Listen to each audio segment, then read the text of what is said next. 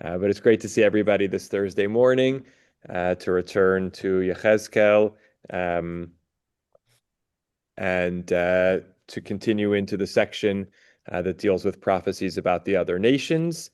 Chapters 26 to 28 as an extended prophecy or set of visions or prophetic messages about Sor, about Tyre, um, north of Israel, and this particular chapter is quite fascinating. Um, it really is an elegy or a dirge, which kind of stays on one vision and theme. And while characteristic to the prophecies about the other nations, which is that in some way, shape, or form, it touches on their disservice to the Jewish people or their, opposition to the Jewish people and how they will get ultimately their comeuppance as a result. While that's certainly, subtly present, there's a way in which this dirge or elegy feels much more loving and connective than many of the others. Like the prophet is really lamenting the downfall of Tyre, not as much um, mocking it as happens with many of the other prophecies of the nations, like, oh, you tried to, beat us, but you ultimately fell. There to my ear, there's a tenderness to this chapter, a wistfulness to this chapter that feels a little different from many of the others. So, see if you agree, and we'll keep it in mind as we read some of the others. But there was something that touched me a little bit about this lament. I'll just also note along the way we're going to see a number of references to nations that really situate us all the way back in early Bereshit. And certainly Tyre's has been one of the oldest documented, continually settled cities, going back to the Bronze Age, very much a center of trade, and we see that, and deeply connected to seafaring with two significant harbors, and that's very much the heart of this chapter. So let me share my screen. For those who have JPS Tanachs at home, we are on page 1212, 1212, chapter 27, and let's take a look together.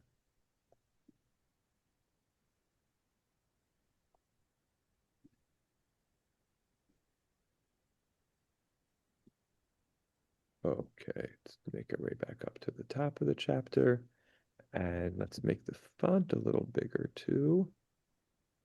That's nice. Okay, Estelle, do you want to start us off? I don't read anymore, uh, Stephen. Okay, I'm okay. sorry. Yes, we're sorry too, and but thank you for letting me know. Hopefully, for those for whom reading is hard, the listening will do the trick, and maybe I'll pass it on to Elaine if you're willing. Okay. Um, Unmute. Yep, we hear you. Oh, okay. I don't know. Okay. Yehi Devar Adonai Elai Lemor. Oh, I'm sorry. Why am I reading That's okay. Hebrew? No, great to hear a little Hebrew, but yes, let's do it on the English side. The word of the Lord came to me. Now you, O mortal, intone a dirge over Tyre. Say to Tyre, O you who dwell at the gateway of the sea, who trade with the peoples on many coastlands, thus said the Lord God, O Tyre, you boasted, I am perfect in beauty. Your frontiers were on the high seas, your builders perfected your beauty. From cypress trees of Senir, they fashioned your planks. They took a cedar from Lebanon to make a mast for you. From oak trees of Bashan they made your oars, of boxwood from the isles of Kittim, inlaid with ivory they made your decks. Embroidered linen from Egypt was the cloth that served you for sails of blue and purple from the coast of Elisha were your awnings. The inhabitants of Sidon and Arvad were your rowers. Your skilled men, O Tyre, were within you. They were your pilots. Gebals, elders, and craftsmen were within you, making your repairs. All the ships of the sea with their crews were in your harbor to traffic in your wares. Men of Paras, Lud, and Put were in your army, your fighting men. They hung shields and helmets in your midst. They lent splendors to you. Men of Arvad and Helach manned your walls all around, and men of Gamad were stationed in your towers. They hung their quivers all about your walls. They perfected your beauty. Tarshish traded with you because of your wealth of all kinds of goods. They bartered silver, iron, tin, and lead for your wares. Javan, Tubal, and Meshech, they were your merchants. They trafficked with you in human beings and copper utensils. From Beth Togarmah, they bartered horses, horsemen, and mules for your wares. The people of Dedan were your merchants. Many coastlands traded under your rule and rendered you tribute in ivory tusks and ebony. Aram traded with you because of your wealth of merchandise, dealing with you in turquoise, purple stuff, embroidery, fine linen, coral, and agate, or I think it's agate. Judah and the land, Agate. oh, agate, thank you. Mhm. Judah and the land of Israel were your merchants. They trafficked with you in wheat of Minas and Panag, honey, oil, and balm. Because of your wealth of merchandise, because of your great wealth, Damascus traded with you in Helbon, wine and white wool. The Dan and Javan from Uzal traded for your wares. They trafficked with you in polished iron, cassia, and calamus. Dedan was your merchant in saddlecloths for riding. Arabia and Kedar's chiefs were traded under your rule. They traded with you in lambs, rams, and goats. The merchants of Sheba and Ramah were your merchants. They bartered for your wares all the finest spices, all kinds of precious stones and gold. Haran, Cana, and Aden, the merchants of Sheba, Assyria, and Chilmad traded with you. Though these were your merchants in choice fabrics, embroidered cloaks of blue, and many colored carpets tied up with cords and preserved with cedar among your wares. The ships of Tarshish were in the service of your trade, so you were full and richly laden on the high seas.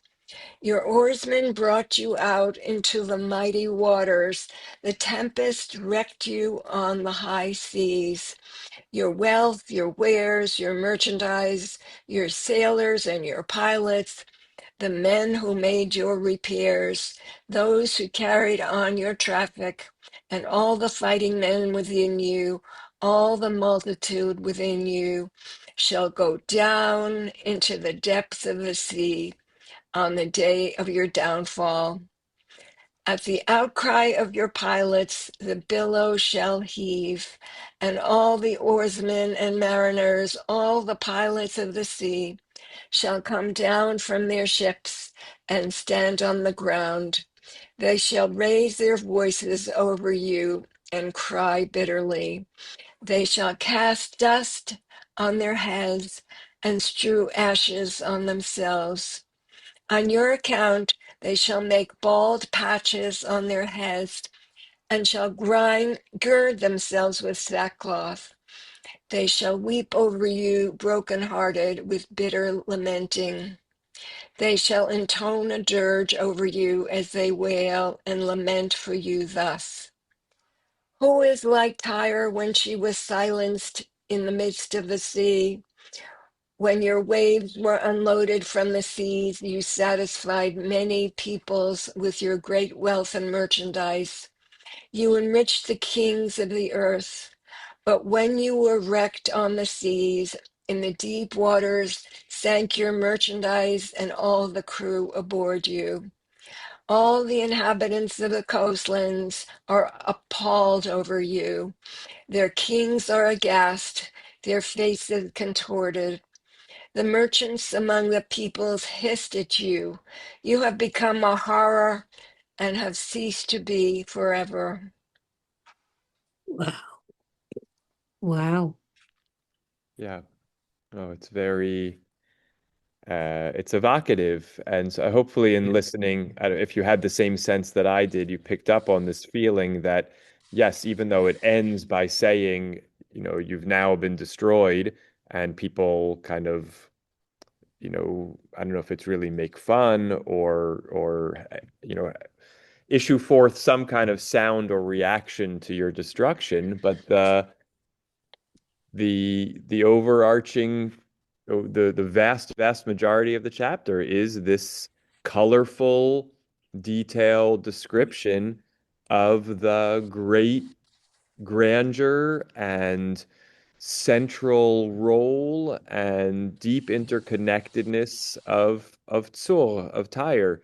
And there's no criticism. Sometimes it's you did all these wrong things, you misbehaved. It doesn't even feel to me like there's a criticism of greed or opulence. It really feels like an ode to the beauty and the centrality of Tzol, and thereby the lament over its downfall. And we get such a vast array of what was traded. Some of the things I don't know how to translate them, or I don't know what the English means. And they're just vast and rich. So I want to point out a few things, about some of the peoples and some of the language in the chapter, and then open up for your thoughts and reactions. So chapter begins. The word of the Lord came to me. Standard Ezekiel opening. Va'ata ben Adam, you, O mortal, sa al tzor kina, lift up a lament, or intone a dirge. Or the language of sa is literally to lift it up in the sense of, lift your voice. Often crying is associated with the lifted voice. Lift your voice in lamenting over Tzol. And say, you who dwelled by the gateway of the sea, Rochelet, the one who was a trader with the many peoples on many coastlands. So says the Lord, Tzor at amart ani kalilat yofi. You boasted, I am perfect in beauty. And this term, kalilat yofi, is sort of repeated in the next verse where it says, or in the next verse in verse 4, where it says, your frontiers were on the high seas, your builders perfected your beauty. So the description, the kind of framing of Tyre is that it was a place that was entirely beautiful, kind of suffused with beauty. And actually, I think amongst the keywords that we see in this chapter are related to Kalila, which is the word kol, all. Throughout the chapter, we have, all of this, material, all of the particular wares or items in a region sort of pass through Tzol. So kol we see a lot of, and it's echoed in the Kalilat Yofi. And we also will see a lot of the language of rove, the vast mass or abundance. Here in verse 11, again, we have Kalalu Yofiech. They perfected your beauty, the sense of whole, entire entire beauty. And then much further on, we'll see lots more of the words rove and kol, for example, in verse 18. Because of your wealth of merchandise, because of your great wealth, berov ma'asayich and merov kol hon.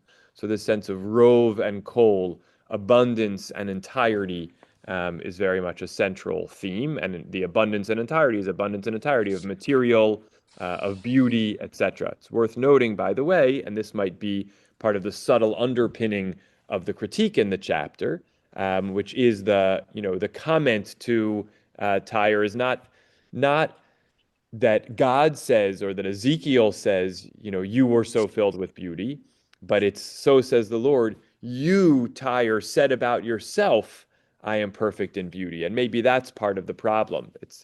There's nothing wrong with having lots of material and being a trade center, etc. But if one becomes overly boastful or understands that as their core nature, maybe that's part of what's being criticized here. The downfall of Tzor might in this case not be as much linked to you punished, you attack the Jewish people, so you get, your ultimate comeuppance, but maybe it's a comment. You became too taken by your own beauty, too much saw your central quality as wealth and beauty, and that's God is allergic to that. And that is a criticism that's been made of the Israelites time and again. You became too full of yourselves. You thought that you were self-made. And when you do that, you have to sort of be brought low. Literally, that's kind of the directionality that we see at the end of the chapter. These high ships sink, and the seafarers who are up on the upper decks have to, come off the ship and go down to the earth, and we see it at the end of the chapter. And there, they don't just get off their high masts and lookouts and come down onto the ground, but they literally, wallow in the dust. So this sense of the high being brought low, which is very much a theme of what God does to people or nations that become too full of themselves, is very much present in this chapter. And so again, ironically, it begins with Sa al tzol kina, lift up a lament, right? So the people that lifted themselves up ultimately are only left to have a cry over them be lifted up. But I wanted to also point out that this term, this very phrase, Kalilat Yofi, as a kind of a noun phrase, appears only one other time in the Tanach, and that is, if I can switch my window for a moment, in Lamentations chapter 2, verse 15, which is, of course, Lamentations. All 5 chapters are an elegy, a dirge over Jerusalem and Zion, and mourning the downfall of Jerusalem and Zion, the destruction of the temple, classically attributed to our past book, Jeremiah. And in verse 15, we see all who pass their way clap their hands at you. They hiss and wag their head at fair Jerusalem. Ha'ir sheyomru kalilat yofi, masos l'chol haaretz. Is this the city that was called perfect in beauty, joy of all the earth? So there is actually a striking parallel. Jerusalem didn't call itself, perfect in beauty, but it was a place that was called perfect in beauty that met its downfall. And now we see the same about Tzor. Tzor, Tyre, called itself Kalilat Yofi and met its downfall. So sometimes, recognizing beauty is fine, but saying you're perfect in beauty, it triggers God's, wait a second, something is out of whack here. Something is too, self-centered or lacking in perspective. And then God has to come in to sort of, force perspective, so to speak. So just interesting to see that. And there may be another underpinning here, which is, even though Jerusalem ultimately meets its downfall as well, there is a sense that Jerusalem is meant to be the seat of the greatest beauty in the world. So maybe part of this is a criticism of Tyre to say, Jerusalem is the most beautiful. If you consider yourself the most beautiful, you also kind of your perspective is wrong and you're missing something. And of course, one of the other parallels or things that this chapter evokes is the place where we most often see long lists of beautiful materials in the Torah, in the Tanakh, is the construction of the temple. Going back to Parshat Truma, in the book of Exodus. That's where we get these long lists of fine linen and fine gemstones and woods and other materials and precious metals. All of that was used for the construction of the temple or the tabernacle. And when it's just sort of here, kind of free floating as wares that are traded and that are the source of beauty, there's a kind of a sense here. These things are meant to be used in the service of the holy, and you're just getting financial gain from them. That can't last forever. Again, of course, the temple itself also doesn't last forever for all kinds of reasons. But we see, I think our mind is meant to be drawn towards the tabernacle and the temple when we see these long lists of materials. Um, Now, I want to just point out that the various names of nations that we have here, just to, quickly to look at some of them, Kittim and Egypt, of course, Elisha here in verse 7, Sidon, Gival, verse 10, Paras, Lud, and Put, 11, Arvad, Chelech, and Gamad, Tarshish, and then in 13, Yuval, Yavan, Tuval, Meshech, Togarma, onto Didan. These are all kind of like, lots of not particularly familiar names, but just to note that they are not as unfamiliar as we might think. If we go back to Genesis chapter 25, there we have the offspring of Abraham from a different wife, right? Remember, Abraham takes first marries Sarah. They don't have children. Sarah provides Hagar, her handmaid. Yishmael is born. Then Yitzchak is born from Sarah. And then, in kind of the end of the Abrahamic story in chapter 25 of Breshit, we're told that Abraham takes another wife whose name was Keturah. Yes, the rabbis say that this was actually Hagar, who Abraham was remarrying, but in the plain sense of the text does not indicate that in any way.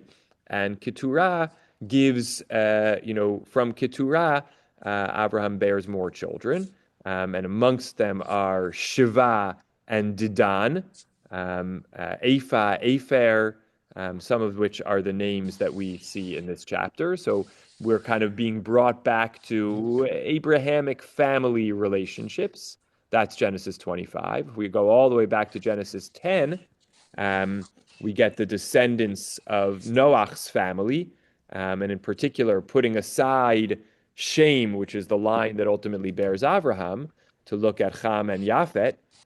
We have the descendants of Japhet. This is Genesis chapter 10, verse 2. Tuval and Meshech, and Togarma, and then the descendants of Yavan, Elisha, Tarshish, Kittim, Dodanim. Then we get the descendants of Ham, and we have Put.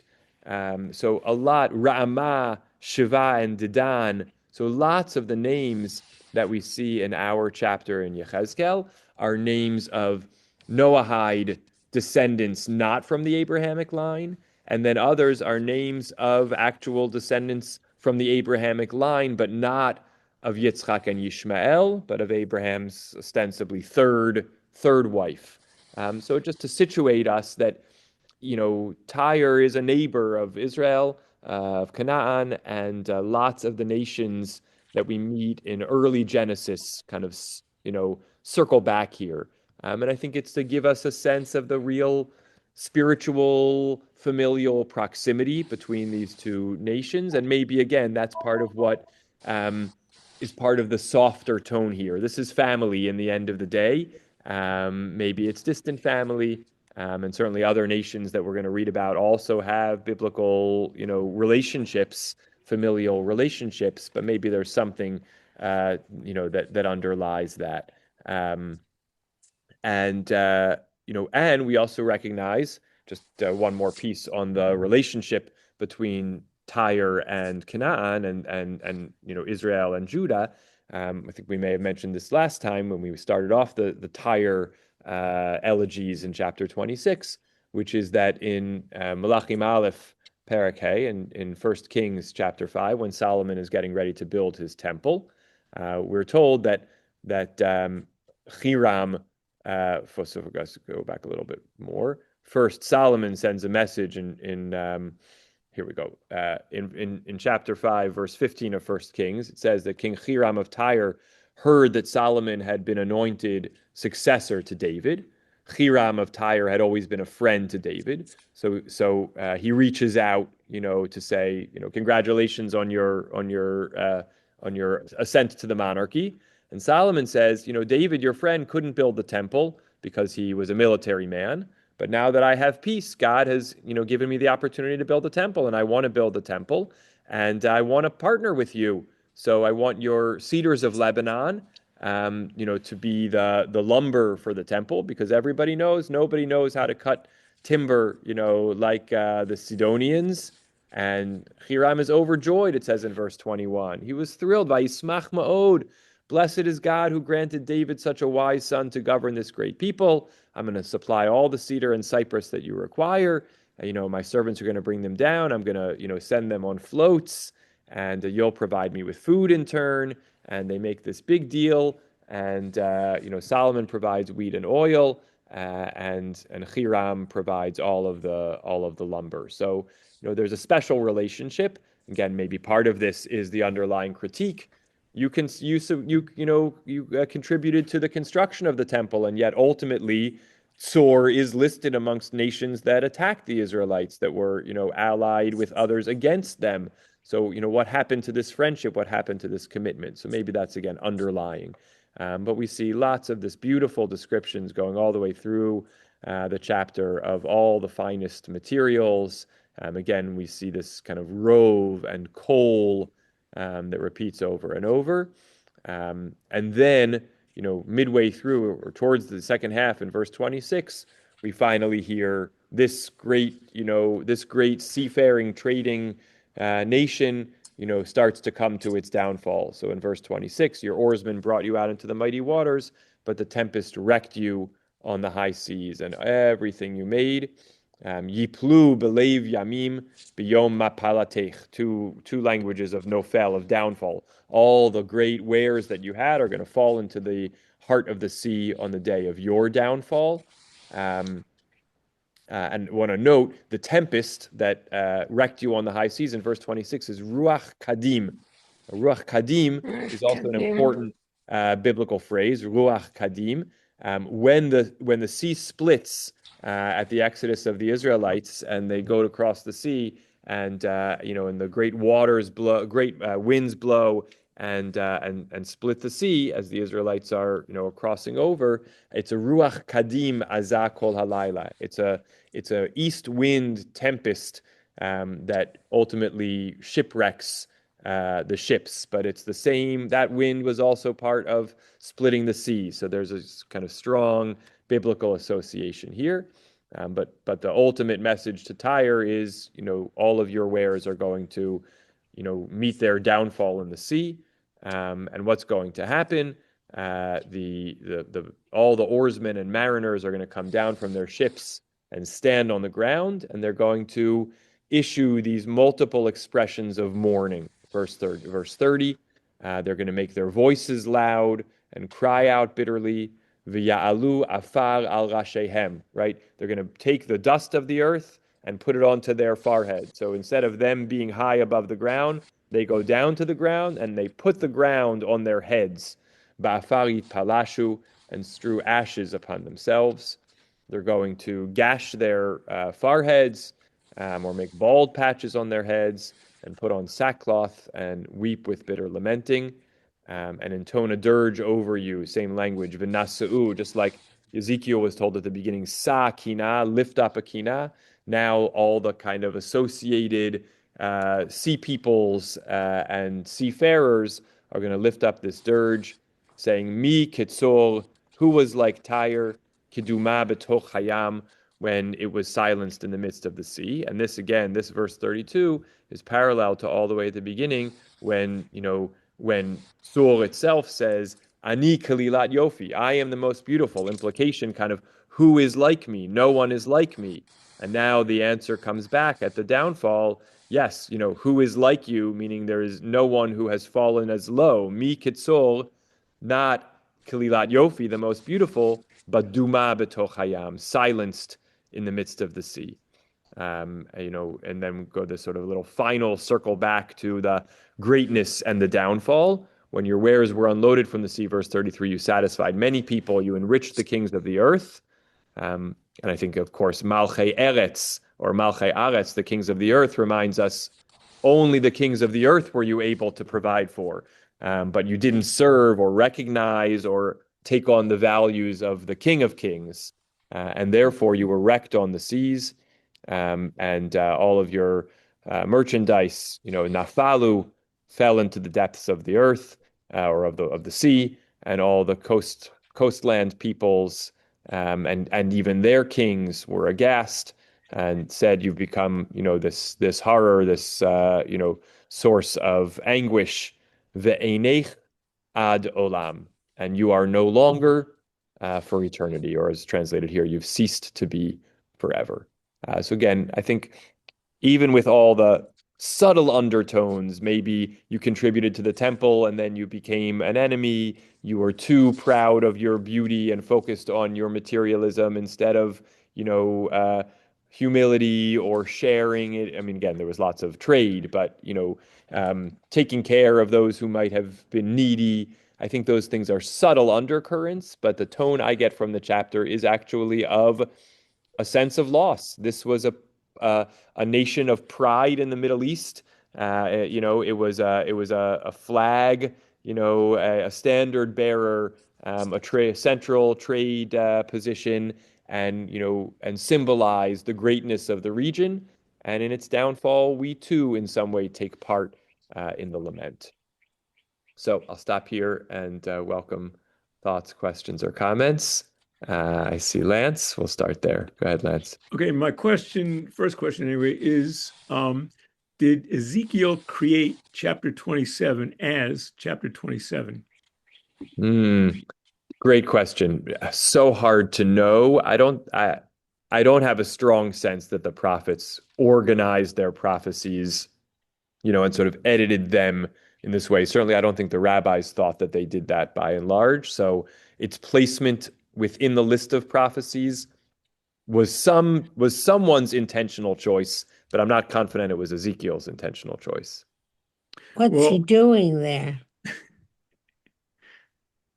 Go ahead, Lance. We'll come back to Okay, yourself. my next question is it possible that chapters can actually run into each other? For example, I think it's Isaiah 52, 53.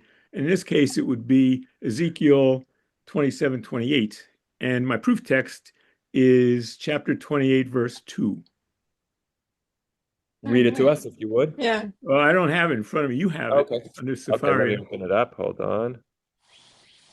You can start with verse 1, just read through. The word of the Lord came to me, right? So that's certainly indicative of a separate conversation, but they could have been back to back. O mortal, say to the prince of Tyre, thus said the Lord God, because you have been so haughty and have said, I am a God, I sit enthroned like a God in the hearts of the seas, whereas you are not a God, but a man, though you deemed your mind equal to a God, etc., etc. Yes, assuredly comes verse 6, because you have done that, I will bring these nations against you. Yeah, so they certainly, it's what's striking to me is that one chapter makes it explicit and the other doesn't. So, what does that say to us? Are these part of the same thought and the same message, or could it be that, one lament was at a moment or offers a tone that's less critical and more connective and empathetic, and the next one takes a different tack. So, yes, if depending whether we read them as connected or a little bit more separate, we'll have different answers to that question. I just want to make a point that I got from Rabbi Grok. You know Rabbi Grok? I know of the this AI, yes. Okay. According to Rabbi Grok, the point here is that the king of Tyre was a victim of self-deification. If you read that again,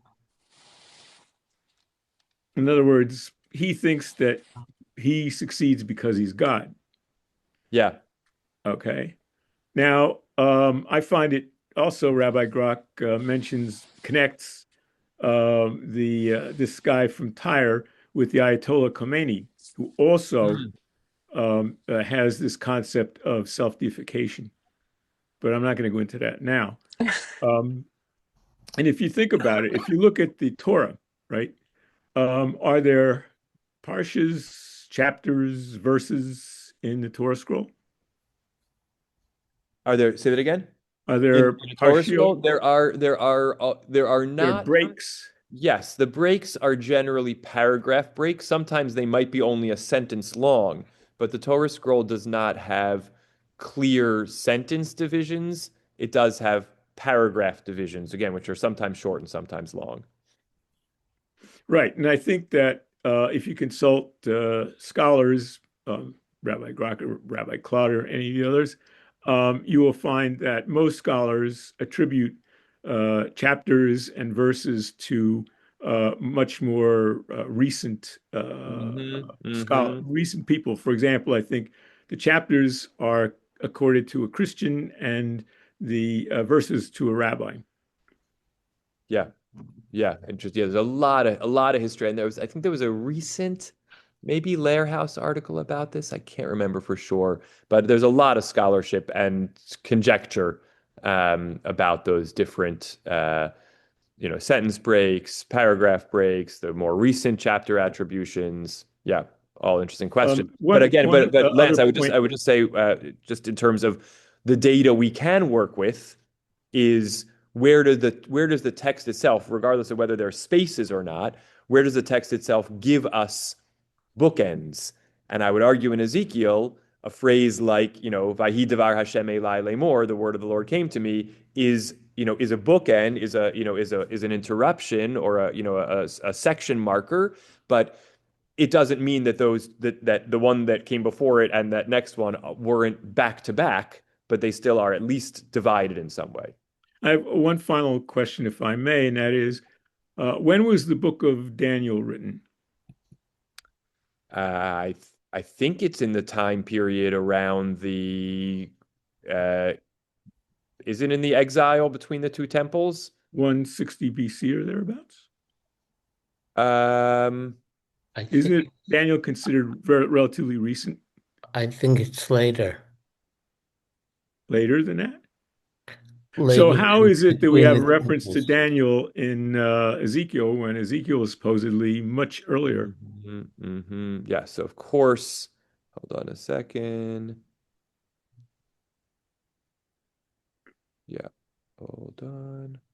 How did I get lost here a little bit? Wiser than Daniel. Yeah, okay. I'm because it's next week's chapter, I'm unprepared to answer that question.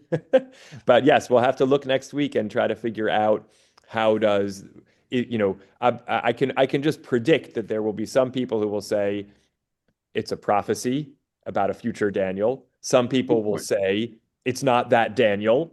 And some people will say, yes, this indicates that Ezekiel or this section of Ezekiel was later. Those are my, the way I would plot out my anticipated answers, and we'll see what it actually turns out to be. That'll be for next week. Excellent. I really appreciate, Rob Stephen, that you've been able to counter or enlarge some of my thoughts. Thank you for sharing them as always, and going back to the gallery to see who else might want to comment. I don't get, I mean, I don't get this whole chapter as part of Ezekiel. It doesn't sound like him. I- Okay, yes, interesting. So we've just now begun the section. This is only our second chapter within the section of the prophecies towards the nations. So as we read through, we'll have to kind of keep an eye on whether the tone or style seems to change.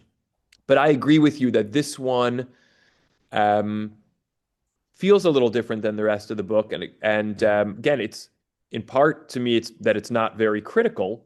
Although obviously it acknowledges at the end the downfall of Tyre, that part, ultimately you meet your end is very Ezekiel, and very prophetic. But the lavishing of description of seemingly praising description or flowery positive description is different.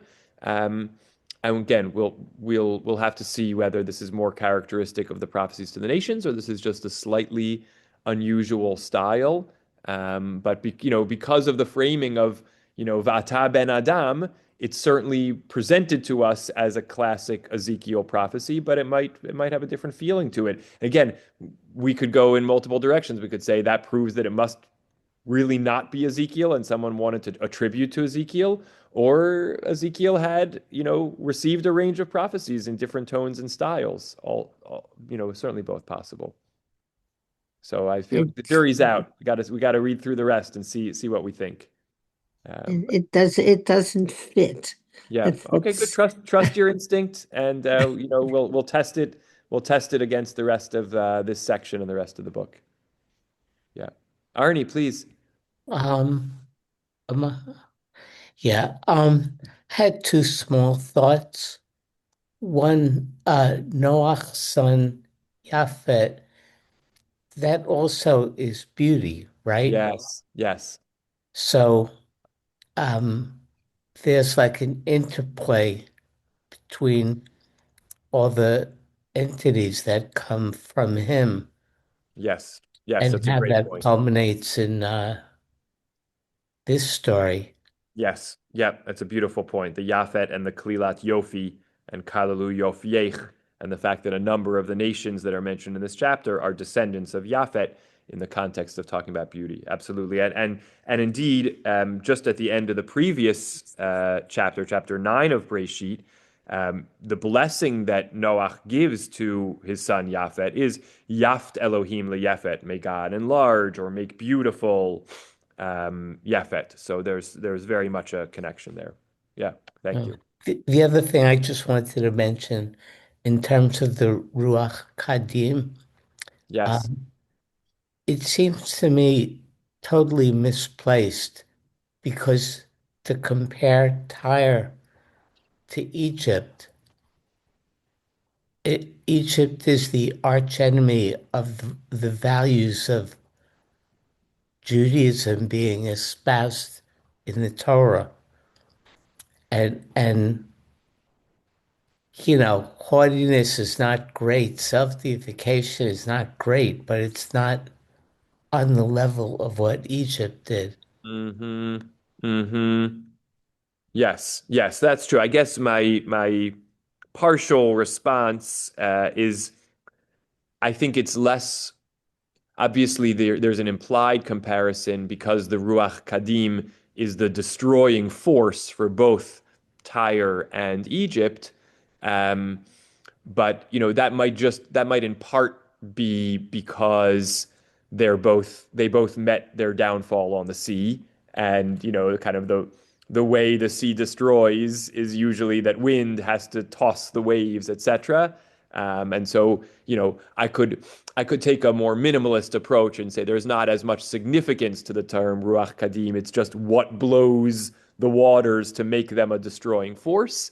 But if we want to make more of it and then say, how do we understand then the comparison between God's destruction of Tyre and God's destruction of Egypt? I think your challenge stands, which is the criticisms of Egypt in the Torah. Egypt, exactly as you said, is kind of the arch anti, or arch opposite of what the Israelites are supposed to be, and the criticisms or the issues that are being raised with Tyre seem smaller, certainly smaller and more one-dimensional than the kind of multi-dimensional problematics of Egypt that the Torah introduces. So I think it's absolutely a fair point that the shared destructive force of Ruach Kadim groups them in a way that's stronger than the grouping we might otherwise make. Yeah, great, great. Looking back around the room, Graham. Let's see. Hi, great to be here. Yeah, I get this poem and see if it fits. Beautiful Tyre in resplendent attire was proud of its prosperity. Ezekiel reminded the people of Tyre it was God that had kept them so rich and so free. There was not enough money in all of the world to protect them from hubris and pride. And when the Lord's judgment came down on their heads, they could run, but they never could hide. So where should we place our faith and our trust to preserve our security? With drums and guns, we're clearly all thumbs. Through God's eyes alone, we must see. Pride is a danger like no other kind, because to our faults it will make us quite blind. This poor world is hurtin'. Now pull back the curtain, do justice where justice is due. The sea and the earth take revenge. God's vengeance descends when the wealth is controlled by the few. We must rethink our life and purpose of living, or suffer by 7 times 7, postponing our pleasures by whatever measures to store up our treasures in heaven. Pride is a danger like no other kind, because to our faults it will make us quite blind. Beautiful, beautiful. So restful. Wow. And Wow. great to have our poet in residence back in business. I think the Zoom transcript may have caught every word, but still do us a favor and post it in the chat so we can make sure we got it right, and we'll share it out with those who weren't able and those who were able to be here today. Thank you. And let me take the opportunity to check my calendar for next week, as we are accustomed to doing. For those who would be interested to know, this coming Tuesday night, May 5th, is the YCT 25th anniversary dinner. I think it's not too late to sign up and come to honor our Rosh Yeshiva, my Rebbe, Rabbi Dov Linzer, and Dr. Michelle Friedman, the chair of our pastoral counseling department, who's taught us so much about pastoral care. So that's this Tuesday night at HIR. And next Thursday, the 7th of May, looks like a great day to keep on learning. So look forward to seeing you then. Great to see everybody. And thanks for joining us. Love to mom and dad, and a wonderful day, and Shabbat Shalom. Shalom, everyone. Thank you. Thank you very much. Thank you. Wow. Poem. Was Ruby on?